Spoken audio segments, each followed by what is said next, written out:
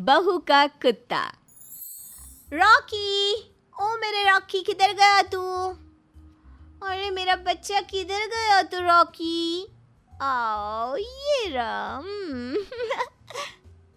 ये है नायरा और उसका पालतू कुत्ता रॉकी, जिसे वो अपनी जान से भी ज्यादा प्यार करती है और जहाँ कहीं भी जाती है उसे अपने साथ ले जाती है। नायरा रॉकी को एक जानवर की तरह नहीं बल्कि एक इंसानी बच्चे की तरह पालती है। वक्त आ जाता है नायरा की शादी का, लेकिन वो ससुराल में रॉकी को अपने साथ ले जाती है। पहले 2-3 दिन तो कुछ नहीं होता, लेकिन धीरे धीरे रॉकी की वजह से कई सारी मुसीबतें आने लगती है। अरे बहू, डाइनिंग टेबल पर सब खाने का इंतजार कर रहे हैं। आज की तारीख में हमें खाना नसीब भी होगा या हमें भूखे मारने का इरादा है? हाँ नायरा, जल्दी लाओ ना खाना। पेट में चूहों की जंग छिड़ चुकी है, इतनी जोरों की भूख लगी है। लगता है बहू रसोई में ही खाना बनाते बनाते सो गई है, इसलिए हमारी बातों का जवाब भी नहीं दे रही। सास, ससुर और पति तीनों को बहुत तेज भूख लगी थी, लेकिन नायरा, वो जब बाहर खाना लेकर आती है तो सब उसके हाथ में खाना देखकर हैरान रह जाते हैं। नायरा बहू, ये कुत्तों का खाना और दूध, तुम्हारा दिमाग खराब हो गया है क्या? अब तुम्हारे रॉकी के साथ साथ हम भी ये जानवरों वाला खाना खाएंगे क्या?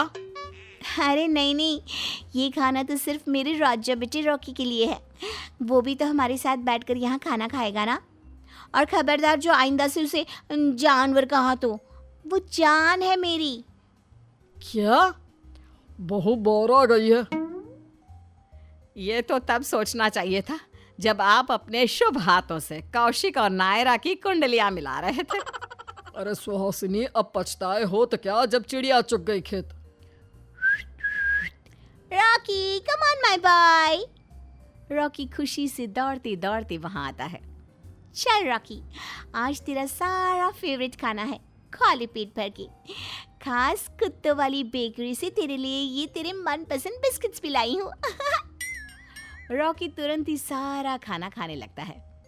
ओ मेरी माँ, अभी तो ला दे हमारे लिए खाना, मुझे दवाइयाँ भी खानी है। ओह सॉरी, अभी लाई। हाँ, ससुराल वाले बाद में, लेकिन इस निठल्ले जानवर, उससे टाइम पर मिल गया खाना। पहले ही हफ्ते में ऐसा हाल है, न जाने पूरी उम्र कैसे रहेंगे हम बहू के साथ और इस एक्स्ट्रा मेहमान के साथ। अगले दिन सुहासिनी पूजा पाठ करके सोफे पर बैठी होती है। तब ये क्या है? पूरे घर में इस कुत्ते के बाल गिरे हुए हैं। अभी अभी शंखनाद और अगरबत्ती से घर को महकाया और शुद्ध किया कि लो फैल गई गंदगी। कुत्ता ना कहो ना, रॉकी नाम है इसका, ठीक है? और रही बात बाल गिरने की, तो मैं उसे नहलाने ले जा रही हूँ और घर भी साफ कर दूंगी। आपको तो नहीं करना पड़ेगा ना झाड़ू पोछा, वो तो मैं ही करूंगी ना। तो क्यों दिल मिला रही हो आप खामखा? लोग अपने कोख के बच्चे से भी इतना प्यार नहीं करते जितना तो इस रॉकी से करती है। अरे जरा अपनी घर गृहस्थी, पति, सास, ससुर, इन पर भी ध्यान दे कभी। लेकिन नहीं जी, तुझे तो हर जगह सिर्फ रॉकी ही रॉकी दिखाई देता है। रात में नायरा अपने कमरे में कौशिक से कुछ पैसे मांगती है। कौशिक, मुझे ना कुछ पैसे चाहिए, बहुत जरूरी काम है। ऐसा क्या काम है भाई? अब सवाल जवाब ही करने हैं तो फिर कोई जरूरत नहीं है पैसे देने की, जाओ। अरे बेगम साहिबा, इतना नखरा ना सेहत के लिए हानिकारक है। ये लो, ये मेरा क्रेडिट कार्ड, बस जितना पैसा खर्च करना है कर लो। थैंक यू, पता है तुम वर्ल्ड की बेस्ट बेस्ट बेस्ट हस्बैंड हो।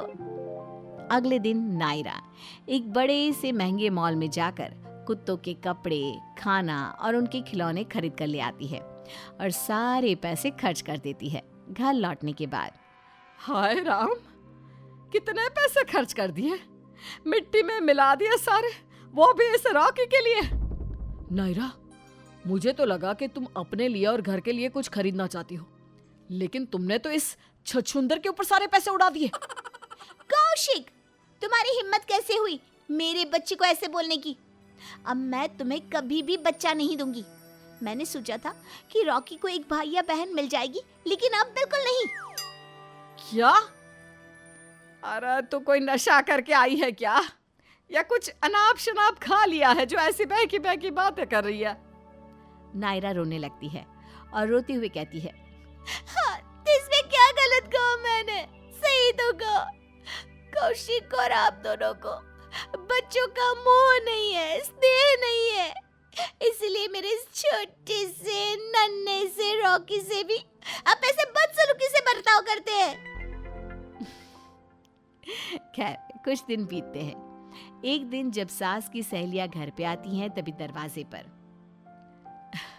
आओ आओ बहनों, वो छाते ना उस बाल्टी में रख दो, गीले है ना। वाह सुहासिनी बहन, क्या अगरबत्ती लगाई है, बहुत ही बढ़िया महक है। और तो और घर भी बड़ा सुंदर है।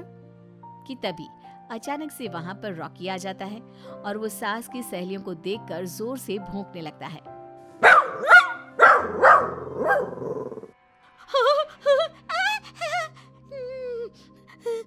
नहीं नहीं, ये कुत्ता ये तो हमारी तरफ ही आ रहा है।